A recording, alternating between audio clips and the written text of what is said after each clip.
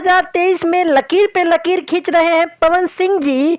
5 के नाचे यह की सफलता के बाद पवन सिंह का बड़ा धमाका होने वाला है। वीडियो को देख क्या रहे हैं, लाइक कीजिए।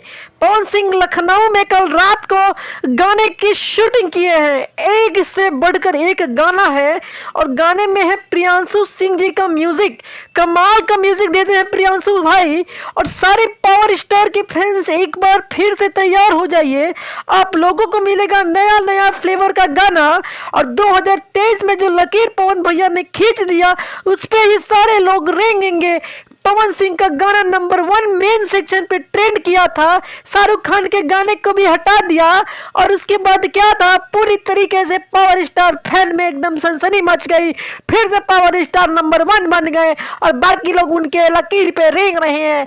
पावर स्टार का नया गाना बहुत जल्द आने वाला है। दोस्तों शेयर लगा